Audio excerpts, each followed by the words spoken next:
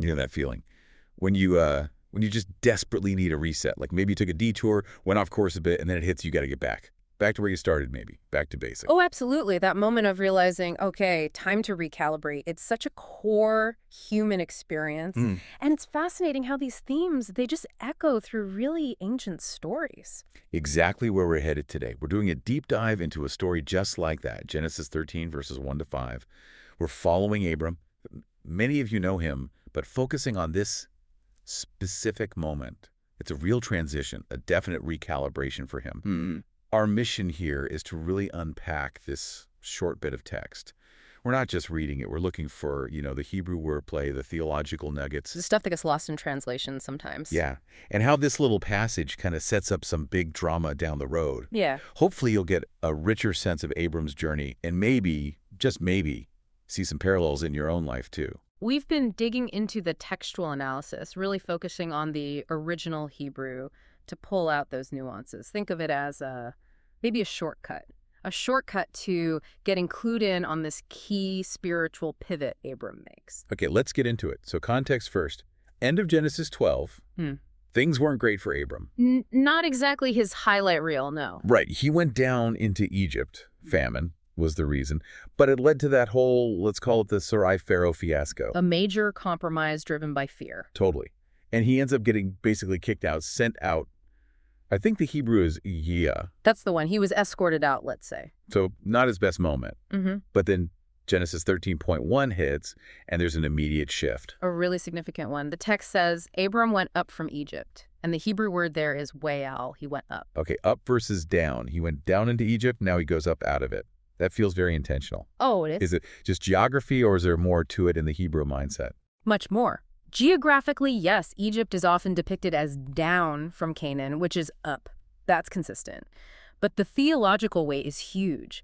Remember, he went down into Egypt back in chapter 12. That down wasn't just physical. It represented, well, a move away from God's plan, getting into human schemes, fear taking over. A spiritual dip, basically. Exactly. So now, wayal, he went up. It's not just climbing terrain. It signals a return, an alignment, getting back on God's track, you could say. Both physically and spiritually. The direction itself tells a story. Precisely. It's like the narrative is using geography to map his spiritual state. So Abram's hitting reset on his, spiritual GPS, recalibrating after that detour. That's a powerful idea. It really is. Makes you think about our own detours, doesn't it? It does. But okay, he's heading back up, but he's not exactly traveling light, is he? Verse 2 says he was very rich. Yeah, definitely not empty-handed. And the Hebrew here is fantastic kavod mejid. Kavod, does that just mean rich? Well, its root meaning is heavy or weighty. So literally, Abram was heavy in livestock, silver, and gold. Heavy. That's interesting. Not just abundant, but heavy. Think about the irony. He went down to Egypt because of famine, a lack. Now he comes up loaded down, almost weighed down by wealth. So Abram, the heavyweight champ of camels and gold bars. You could picture it, but that heaviness, that kavod, it's likely got more layers than just pounds or kilograms. Okay, unpack that for us. What's the deeper implication of him being heavy? Well, think about where some of this wealth came from. It was acquired, at least in part, during that Sarai Pharaoh fiasco. Right, the payoff from the deception. Exactly. It's a direct result of his fear, his compromise. The text doesn't explicitly condemn him right here, but it lays it out. There's a moral ambiguity. He's carrying this literal baggage, the animals, the gold, but maybe also, the moral weight of how he got some of it. So the blessing is kind of complicated. It feels that way, doesn't it? This heaviness might not be entirely comfortable. It could be a constant reminder of that failure in Egypt. It's success, yes, but it's got baggage attached, literal and figurative. That adds such a layer. Makes you think, how often do things that look like blessings on the surface carry some hidden weight or a complicated history in our own lives? It's a very real dynamic. Okay, so he's heavy, he's heading up, but he's also heading somewhere specific, right? Verse 3 says he journeys from the Negev as far as Bethel to the place where his tent had been at the beginning. Why that specific spot? Why Bethel? This isn't just finding a convenient campsite. It's a deliberate retracing of steps, a return. The Hebrew highlights it. A makom hashel, Ashiona, to the place of the tent at the beginning. At the beginning? Yeah. That makom, that place, holds significance. In ancient thinking, Places weren't just dots on a map, they were anchors for memory, for encounters with the divine, for covenants. This specific Makom near Bethel was where Abram first pitched his tent in Canaan, where he first built an altar. Okay, so it's foundational ground for him. Exactly. He's not just going back geographically, he's going back spiritually, returning to his first love, you might say. Back to the commitment he made before the famine, before Egypt, before the fear took over. It's about remembering, reestablishing. Like a pilgrimage back to square one, to where it all really started with God in this new land. Precisely. And then verse 4 seals it. Right. To the place of the altar that he had made there at the first. And Abram called on the name of YHWH. That phrase, called on the name of YHWH, sounds important. It is profoundly important. The Hebrew is Wayikra Bashem YHWH. This isn't just whispering a prayer, it's a public act. An invocation, a declaration of allegiance, proclaiming relationship with YHWH, the covenant name of God. So it's outward-facing worship. Yes. And significantly, it's what he did when he first arrived in Canaan before the whole Egypt detour. So he's picking up right where he left off before the misstep. It's like he's hitting that spiritual reset button, very consciously, very publicly. He's renewing that relationship, basically starting fresh despite everything that happened in Egypt. Wow. That says a lot about grace, doesn't it? It really does. It highlights that God's promise, God's covenant hadn't moved. It was Abram who had wandered off track. And now he's taking the initiative to get back in alignment. Exactly. It's this beautiful picture of divine patience, meeting human repentance, and the possibility of a real reset. It really makes you pause and think, where might we need that kind of spiritual GPS recalibration? What's the heavy baggage we might be carrying? Maybe even stuff that looks like success. And what's that foundational place, that first love we need to return to and, call on the name again? Those are the crucial questions this passage pushes us towards. But okay, Abram isn't making this trek alone. Verse 5 brings someone else into sharp focus.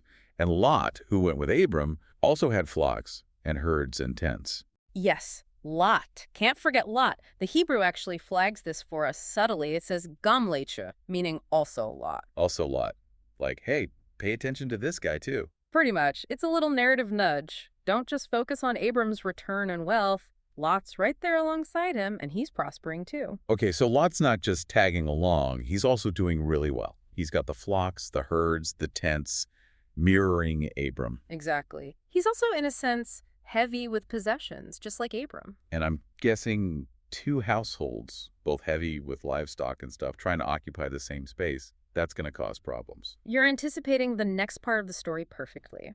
It creates immediate practical tension. Think about it. Nomadic life requires vast resources, pasture land, water sources. You've got 2 large, wealthy households, both needing the same finite resources. Yeah, the land can only support so much. Right. Their combined success, their shared heaviness, actually makes it hard for them to stay together. It becomes unsustainable pretty quickly. So the prosperity itself becomes the source of the conflict. It's like keeping up with the shepherds, but it leads to separation. Huh. That's a good way to put it. It really highlights how even positive things like wealth and success can introduce complications. Challenges arise when multiple parties are thriving, especially when resources are limited. Success forces choices, sometimes difficult ones, about relationships and how you manage growth. Okay, so pulling it all together, these 5 verses, Genesis 13.1 to 5, they're deceptively simple but pack a huge punch. They really do. It's a mini narrative of spiritual recovery. You see Abram go down to Egypt in fear, then come up, but he's heavy, carrying well, some of it complicated. Then he deliberately returns to his altar, that foundational Makom, and he calls on God again. It's a whole cycle. And those key Hebrew words we talked about, they capture that rhythm perfectly. Waya, the upward movement, physically and spiritually. Kavod, that heavy wealth, blessing, and burden mixed together. Makom, the power of returning to that specific sacred place. And Wayikra Basum and YHWH, the act of hitting reset, of renewing worship and commitment. It drives home that even though Abram stumbled badly, this marks a really powerful recentering for him. Absolutely. He finds his way back, step by step, altar by altar, back into the promise. It's a story of failure, yeah, but maybe even more about God's patience and the chance to turn back. It shows that the journey isn't defined solely by the missteps. It's also defined by the return, the recalibration, the re-engagement. That's crucial. So we've seen Genesis 13.1 to 5 isn't just Abram moving camp. It's this incredibly rich story of spiritual recovery. The Hebrew words paint such a vivid picture. The descent, the burden return, the profound renewal at the altar. It's a genuine reset. And as you sit with Abram's return, his deliberate recentering at that altar, maybe ask yourself, where in my life could I use a bit of that spiritual GPS recalibration? What heavy baggage, maybe stuff I barely noticed, might I be carrying? And what's that foundational place, that first love that I need to return to really call in the name of what matters most?